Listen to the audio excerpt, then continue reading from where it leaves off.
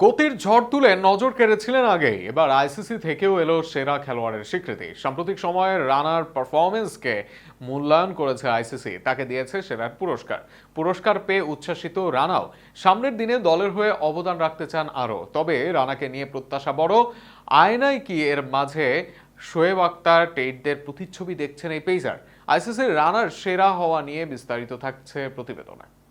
পাকিস্তানের বিপক্ষে সদ্য শেষ হওয়া টেস্ট ম্যাচ শেষ ইনিংসে নিয়েছিলেন ৫ উইকেট। এর আগে নাহিদ দাপট দেখিয়েছেন পিএসএল-এ, ছিলেন দলের অন্যতম সেরা পারফর্মার। তবে এইসব কিছুর বাইরে নাহিদের আরও এক পারফরমেন্স এসেছে আইসিসির নজরে, আর তার বিনিময়ে আইসিসির কাছ থেকে পুরস্কার পেলেন এই ক্রিকেটার। গত মাসে নিউজিল্যান্ডের বিপক্ষে ঘরের মাঠে ওডিআই সিরিজ খেলে বাংলাদেশ দল, যেখানে ৩ ম্যাচের সিরিজে ২-১ জয় পায় বাংলাদেশ। টাইগারদের হয়ে সেই সিরিজে দুর্দান্ত বোলিং করেন রানা।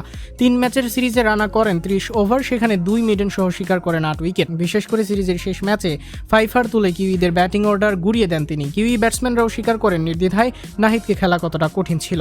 আর সেখানে আইসিসির থেকে পুরস্কার মেলে নাহিদের, যে কারণে আইসিসির এপ্রিল মাসের সেরা খেলোয়াড়ের পুরস্কার পেলেন নাহিদ। ১ বছর পর কোনো বাংলাদেশের হাতে গেল এই পুরস্কার। সর্বশেষ গত বছর এপ্রিলে মেহেদী হাসান মিরাজ হন আইসিসির মাঝ সেরা খেলোয়াড়। ১ বছর পর ভক্তদের সাথে সাথে রানা আইসিসি থেকেও পেলেন যোগ্য স্বীকৃতি।